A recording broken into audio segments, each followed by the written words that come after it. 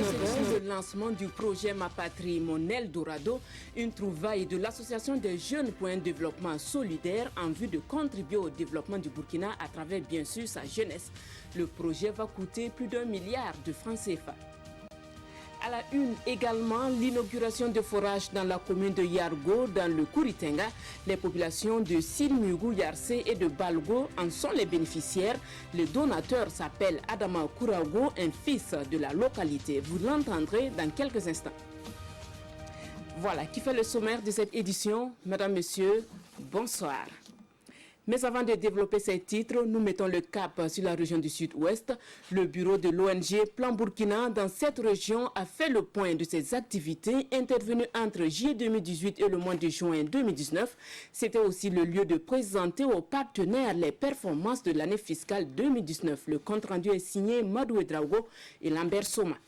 Réunis ici à Gawa, tous les acteurs intervenants dans les projets et programmes de Plan Burkina, Bureau du Sud-Ouest passe en revue les actions de l'année fiscale 2019. Une année au cours de laquelle plusieurs projets étaient mis en œuvre. Nous avons pu exécuter près de 90% de réalisations physiques au niveau de l'ensemble des 9 projets que nous avons mis en œuvre dans la région du Sud-Ouest. Et le bilan financier se chiffre autour de 1,5 milliard sur les 1,6 milliard que nous avons mobilisés. Donc avec un taux de 92%, nous pouvons nous satisfaire véritablement de ces performances enregistrées pour l'année fiscale 2019.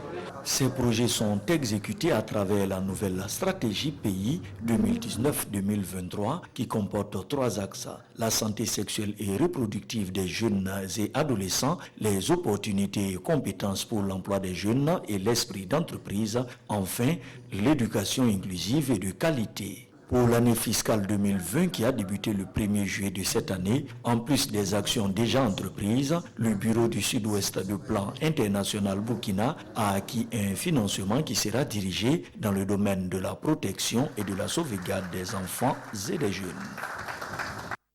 Ma Patrie, Mon Eldorado. Voici un projet qui veut inciter les jeunes à contribuer davantage au développement socio-économique du Burkina. Un projet qui va coûter environ 1 milliard de francs CFA. L'idée émane de l'Association des jeunes pour un développement solidaire. Le résumé de la cérémonie de lancement avec Siela Sina Ouattara et Ismaël Diloma Sirima. Le projet s'appuie sur un concept qui veut que, après la révolte politique, prenne place la révolte économique. Mais pour cela, il faudra passer par la formation. Ce projet, il s'agit de créer des emplois dans les communes rurales et urbaines du Burkina. C'est de faire en sorte que chaque commune puisse en tout cas avoir 1000 jeunes bien formés en entrepreneuriat, en gestion d'entreprise, et qu'à la suite de cette formation, que nous puissions maintenant créer une entreprise dans un secteur donné qui sera proposé par le maire de la commune. Plusieurs communes ont adhéré au projet. L'une d'elles est celle de Waiguya. Le maire de la cité de Nabakango se dit conscient de l'impact du projet sur le développement économique de sa commune. Nous allons accompagner ce projet et aider les jeunes à pouvoir se former valablement afin de monter de petits projets. Dans le souci de mieux réglementer ces activités, l'Association des jeunes pour un développement solidaire entend rédiger une charte dite de la jeunesse africaine. L'association veut faire de cette charte une référence pour la jeunesse burkinabé et africaine. Autre actualité traitée dans cette édition de 19h, la région du Sahel a désormais un nouveau directeur régional de la communication. Notre confrère Bessa Francis Tien remplace à ce poste Urbain Kaboré, appelé à d'autres fonctions. Le nouveau directeur régional de la communication du Sahel est installé ce 12 juillet par le gouverneur de la région. Le reportage est signé Ama Faisal Sissé et Mariam Tamboura. Ainsi, Bissa Francis Tien, conseiller en sciences et techniques de l'information et de la communication, prend officiellement les rênes de la direction régionale de la communication et des relations avec le Parlement. Il place sa gestion sous le signe du dialogue et de la concertation. Je dois travailler à donner de la visibilité à la communication gouvernementale dans cette partie du Burkina Faso. Les défis sont immenses. je crois que nous allons travailler à être à la hauteur des enjeux du moment en termes de communication dans la région du Sahel. Après cette année passée au Sahel, le directeur régional sorti, appelé à d'autres fonctions, s'est dit satisfait de l'œuvre accomplie dans la région en termes de communication. La TNT est une réalité au Sahel. Le réseau des radios de proximité fonctionne bien. La RTB s'est renforcée en équipement, en matériel et même en personnel. Les éditions Sidoya ont acquis un nouveau bâtiment qui reste à rendre fonctionnel. Présent à la cérémonie de passation, le directeur de cabinet du ministre de la Communication a profité d'annoncer l'ouverture prochaine d'autres directions régionales de la communication à Gawa, Fada, Banfora et Tenkodogo.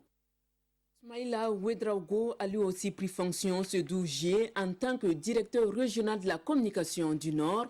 Smaïla Ouedraogo remplace à ce poste Émile Bayala qui a passé 10 ans à assurer la mise en œuvre effective de la politique de communication du gouvernement dans cette région. La passation des charges avec Abdelkader Sawadgo et Karim Bikianga. Par cette poignée de main, Émile Bayala passe le témoin à Smaïla Ouedraogo à la tête de la direction régionale de la communication du Nord. Une passation de charges officialisée peu avant par le gouverneur de la région. 30 décembre 2008, 12 juillet 2019. C'est le temps que le conseiller en sciences et techniques de l'information et de la communication, Émile Bayala, a passé à diriger la politique de communication du gouvernement dans la région du Nord. Au moment de partir, il se félicite des acquis malgré les difficultés rencontrées. Ayant été pionnier quand même, il y avait beaucoup de chantiers à bâtir, il y avait beaucoup de défis à relever. Il fallait d'abord installer l'architecture même de la direction régionale. En dehors de ça, la direction régionale a été largement sollicitée par des structures qui ne sont pas seulement gouvernementales. Pendant ce temps, son successeur, lui aussi conseiller en sciences et techniques de l'information et de la communication, dit mesurer l'ampleur de sa mission. Et pour y arriver, il appelle à la collaboration de tous. Il y a des attributions qui sont données à la direction régionale de la communication ici. C'est de travailler à respecter la mise en œuvre de ces attributions-là. Donc mon maître mot, c'est la collaboration avec tout le monde ici dans la région du Nord. Le personnel de la direction régionale de la communication, quant à lui, a remercié le directeur régional sortant pour les moments passés ensemble. Il a par ailleurs réaffirmé sa disponibilité à accompagner le nouveau patron. Je vous le disais en titre, les populations de Silimugou, Yarsé et de Balgo dans le Kouritenga sont heureuses bénéficiaires de forages depuis le 13 juillet dernier. Des adductions d'eau potable offertes par Adama Kourago, un fils de la localité. Adama Kourago est par ailleurs le président de l'association pour le Kouritenga Je m'engage. L'inauguration des forages avec Aimé Douamba, Dahandi Banga et Ibrahim Sanou. L'eau potable jaillit désormais à Silmiugou Yarsé et à Balgo. Les populations de ces deux villages n'ont plus besoin de parcourir des kilomètres pour s'abreuver. Des forages viennent d'être inaugurés à leur profit. Ce don est fait par un fils de la localité qui entend ainsi apporter sa pierre à l'édification de la commune de Yargo. Vous savez que l'eau c'est la vie et qu'il nous appartient en tant que jeunes, en tant que ressortissants d'une localité, de œuvrer à ce que la population ait du soulagement en matière d'approvisionnement en eau.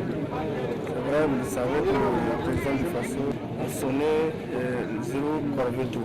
Un don qui, visiblement, satisfait les bénéficiaires venus témoigner aux donateurs leur reconnaissance. Nous ne ferons que remercier le donateur, le féliciter et puis souhaiter qu'il puisse avoir encore d'autres opportunités pour le village, même si ce n'est pas en matière d'eau. Quand vous voyez la mobilisation de tous les villages qui est sortie à cause de ce forage, vous imaginez aisément l'impact de ce forage sur la vie de la population. Et je voudrais donc inviter tout le monde, à quelque niveau que ce soit, que nous puissions penser aux autres, à ceux-là qui sont plus démunis que nous. Et au ministre de l'Énergie de promettre aux populations de ces deux localités de les doter de lampes solaires dans les mois à venir.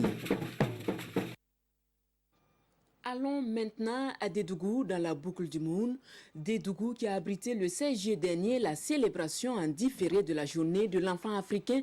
L'activité est organisée par les centres de développement pour enfants de Dédougou et Nouna en collaboration avec l'ONG chrétienne Compassion Internationale. Lassina Ouattara et Aja Dianda pour le compte rendu. Ce 16 juillet, les enfants des églises évangéliques de Dédougou et Nouna célèbrent en différé la journée internationale de l'enfant africain. Pour cette année, la culture bois est valorisée. L'initiative est de l'ONG chrétienne Compassion Internationale en partenariat avec ses 12 églises évangéliques de Dédougou et Nouna. Notre slogan, c'est délivrer les enfants de la pauvreté au nom de Jésus. C'est essentiellement ça, mais au fond de tout cela, nous avons donc l'accompagnement sur les 4 aspects, en fait, pour les permettre de pouvoir se développer de façon holistique. Donc sur le plan scolaire, sur le plan socio-émotionnel, sur le plan sanitaire, sur le plan cognitif, sur le plan spirituel. Nous louons à sa juste valeur cette initiative donc, de ces églises et de Compassion Internationale parce que ils viennent en appui à l'accompagnement du gouvernement. Action humanitaire dans un contexte d'insécurité au Burkina Faso, prise en compte des droits de l'enfant, c'est le thème de cette 4e édition. Le cluster ou le groupe Dédougou Nouna est composé de 12 CDE, centres de développement pour enfants. Il compte 3200 enfants issus de familles démunies sans distinction de religion. L'avenir de l'enfant dépend en grande partie de l'enseignant. L'enseignant qui est célébré ce 13 juillet par la circonscription d'éducation de base de Dédougou. Les meilleurs enseignants ont vu leurs efforts récompensés. Serge Somda et Christophe Traoré nous font le point. Ce sont au total 32 instituteurs de la circonscription d'éducation de base de Dédougou 1 qui sont récompensés à cette première édition de la nuit de l'enseignant. Cette cérémonie vise à susciter une motivation individuelle et collective dans les milieux scolaires. Les lauréats sont issus des écoles primaires publiques et privées et ce sont des sentiments de satisfaction qui les animent. Je suis animé par un sentiment de joie et je remercie ceux qui ont placé leur confiance en moi. En même temps, c'est un appel pour faire mieux les éditions prochaines. Avant d'aller en classe, il faut faire vraiment la préparation. Et je pense que les enfants aussi qu'on nous a confiés, ils ont l'air à venir entre nous. La cérémonie a été l'occasion pour les enseignants de bénéficier des témoignages des trésors vivants de l'éducation de base de la province du Mouhoun. Au Centre d'éducation et de formation professionnelle de Fada, on célèbre la fin de l'année scolaire 2018-2019. Le CFP est un centre mixte qui fait de l'intégration socio-professionnelle des enfants en situation d'inadaptation sociale. Sa priorité est pour cette année, les résultats sont jugés satisfaisants. Désiré Ilbouro, Pomano Lompo et Ibrahim Sanou. Des kits scolaires aux meilleurs élèves en conduite et en apprentissage. Nous sommes à la cérémonie de clôture du Centre d'éducation et de formation professionnelle de Fadangourmand, un centre qui a occupé la première place des établissements publics de la province du Gourmand. Cette structure est chargée d'accueillir des enfants en difficulté comportementale, en difficulté familiale et qui ont maille à partir avec la loi. Mon cri de cœur serait que les parents, la population aient un autre œil de regard sur les enfants qui sont confiés dans ces centres. Ce ne sont pas des enfants délinquants.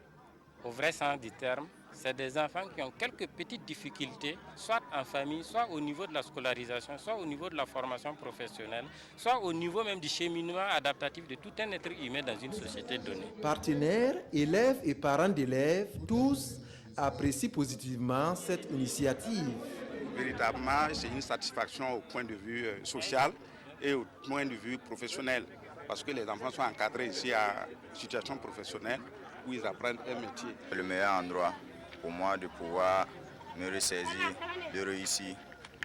Donc, ma conscience et mes éducateurs m'ont permis de changer de comportement. Ce centre est mixte et regroupe en son sein des enfants et des jeunes âgés de 12 à 17 ans. Voilà qui referme cette édition. Merci de l'avoir suivi. Le 20h avec Wendata Nathalie Kaoré. Bonne suite de programme sur la RTB. Bonsoir.